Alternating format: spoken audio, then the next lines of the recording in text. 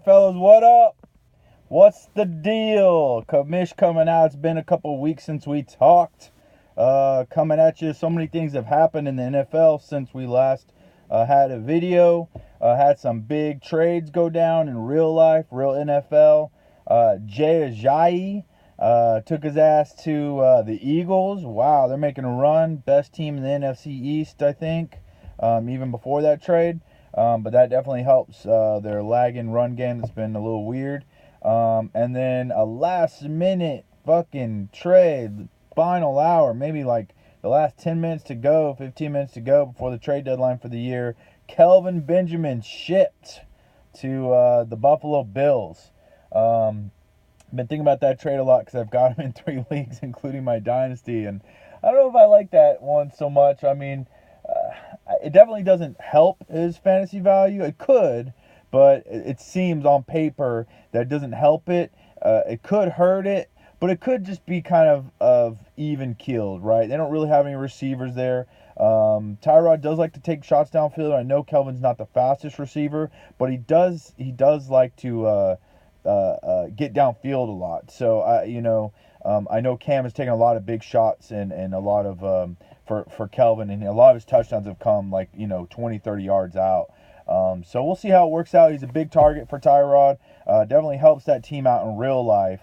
We'll see what the fantasy implications are. So yeah, that's some kind of update on some real NFL news there. All right, so for last week, we'll start off with Louis versus yours truly. And I just smoked this motherfucker straight up. This dude just got smoked like a motherfucking blunt. Okay, a blunt.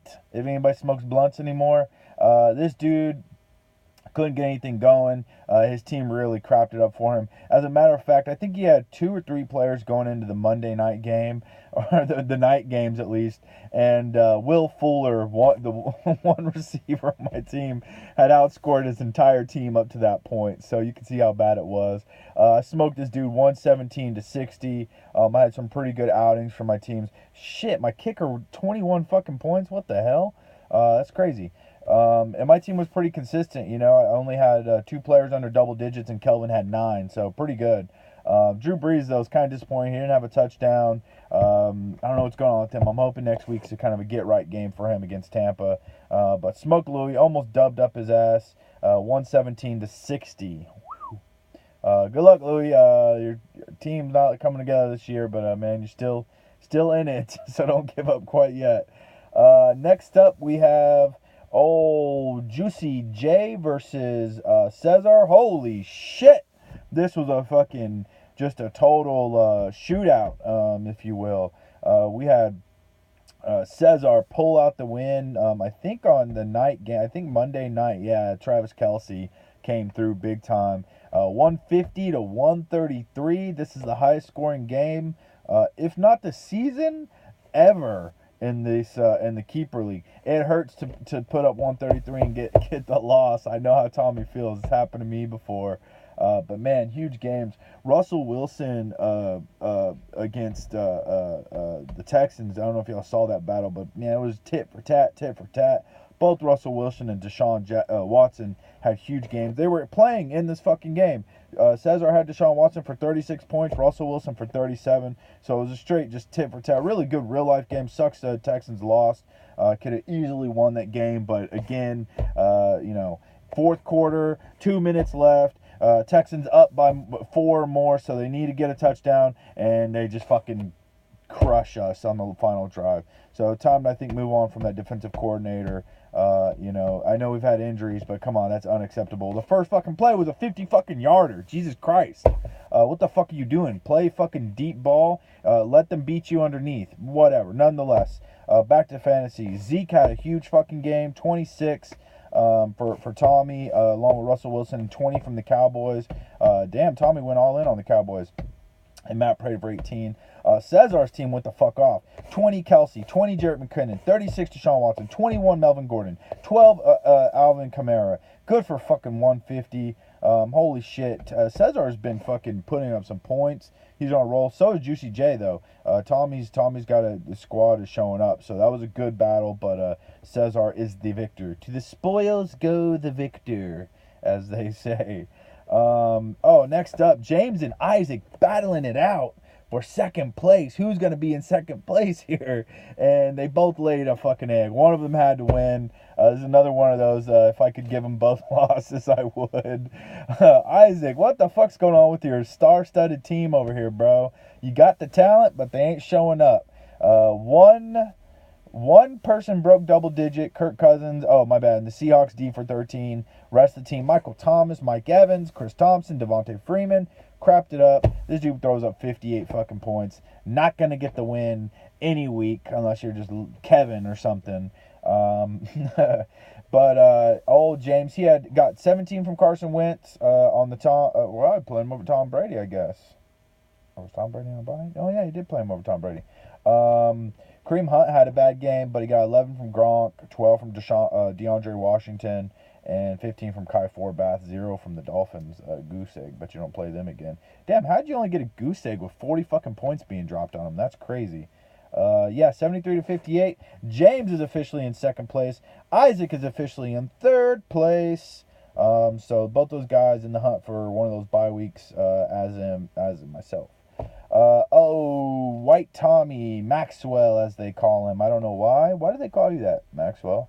I don't know why anybody calls you that, but nonetheless, versus Tao. Tao slides through with the close, shitty win, 74 to 72. 29 from the Ravens floated this motherfucker's team because the rest of his team didn't do shit. Let me tell you, he scored 74 points. 29 of that came from the defense. So pretty lucky to even get a win here. Benny Fowler, Pierre Garçon, Jarvis Landry. Landry's good, but that team looks weird, man. Maybe you got some bye week stuff. Oh, you do. You got Fournette coming back, and Emmanuel Sanders might get healthy. So, and Frank Gore, you left on the bench. Tommy, 12 from Cam Newton, which I thought the Tampa game was the get-right game for Cam. Motherfucker didn't get shit. Motherfucker sucked. Okay? Jordan Howard for 12. Adam Thielen had a good game for 15. Rest of your team, though, didn't show up. So you get the loss, man. That sucks. 2-point loss. That sucks. Okay, next up is Stevie. By the way, where in the world is Stevie Cesares? Okay, the Carmen Sandiego. Where is this dude? I've texted him. I've called him. I don't know where he's at. Has anybody heard from him? He hasn't been on GroupMe. He hasn't been on GroupMe for like 4 or 5 weeks. Is he still alive? He looks like he's setting his roster.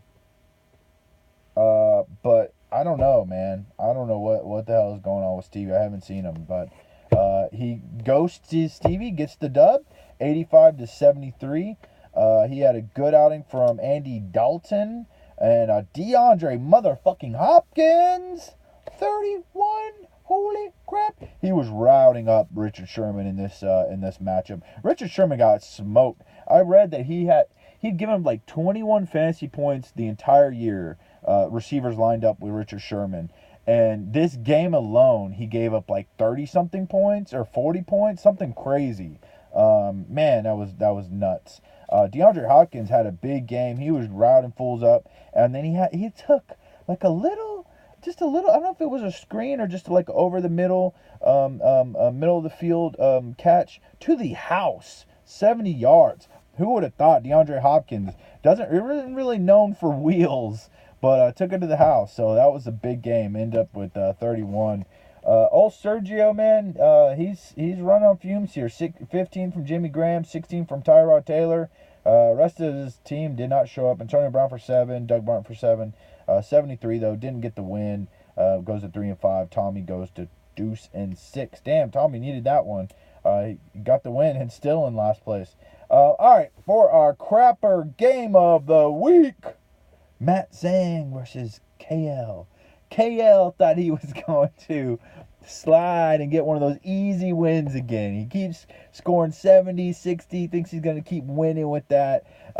Matt had other things in plans. So Kevin had 14 from Matt Bryant, 11 from the Vikings, 15 from Alshon, 13 from Derek Carr. Matt got a big game from LaShawn for 24 and 11 from Stephen Hauschka. The rest of his team sucked. He got a goose egg from the Texans D. Holy shit, against Seattle, giving up 41. Surprised they only gave up 0. But Monday night, Big Ben versus Detroit. Big Ben started off throwing a pick very early. This dude needed 16 points to win out of Big Ben. Wasn't looking good. I think it was late in the third quarter. Steelers are backed up in their own end zone. And Big Ben is literally throwing out of his own end zone here, right? And he dumps a little one over the middle to Juju Smith-Schuster. Hello, rookie. Took the shit to the motherfucking house for 97 yards. Longest pass play in Steelers history. And, so pretty nuts. Put him right where he needed to be. I think he was at like 13, 14 points at that point. And he barely got to 16, which gave him the 1 point win over Kevin. So what Kevin's been doing to other people, he just got done to himself. Matt gets the win with 79 points, and Kevin gets the loss. So let's take a look at the standings real quickly here. At the top, yours truly is 7-1. Look like I'm pretty sure that punches in the my playoff spot for sure. Especially with how low everybody else is performing. But 7 wins typically gives you a playoff spot, but definitely in our league it does with the other records. So I'm fine for that bye week. Behind me, you got James with 6-2. Hasn't scored that many points. Kind of lucky to be 6-2. There's literally 6 other people in the league that have scored more points than him. So if it was points, he'd be 7th in the league. But it's not. It's wins, and he's 6-2. Behind him is Isaac with 5-3. Who's actually the second least amount of points out of everyone in the playoffs, even though really the top 7. Then next up, you got Juicy J, Mr. Tommy, who took that shitty loss at 4-4. But he's got the most points scored in the league at 798, so he's almost averaging 100 points per game. So his team's in good shape to make playoffs and maybe steal one of these bye weeks. Next is Cesar, who was like in last place. Everybody thought he was in last place again. I looked at his roster. His roster looks good. His team's showing up. He's second in points, and he's 4-4. Then is Tao and Matt all at 4-4. I'm sorry, and Stevie as well as 4-4. Stevie hasn't scored that many, but he's 4-4. He's in the hunt. Behind him, you got Sergio and Kevin at 3-5. Kevin has by far the lowest amount of points scored at 571. The next highest is 60-something more points than him. Oh, no, I'm sorry, 50. Sorry, Tommy. More points than Maxwell. And then you got Louis and Maxwell rounding out the bottom at 2-6. But let me tell you this, guys. The way that the standings are set right now, if it ended today, right, you would have three 4-4 teams in it. So even the 4-4 teams, you have even the 2 bottom teams are 2-6. You're only 2 games behind potentially people that are going to be in the playoffs. We have week 9, 10, 11. We have 5 weeks left. So this is anybody's match. Once you're in playoffs, everything goes out the window. 1 week elimination. Anyone can beat anyone any week. So keep the fight up. Do not give up.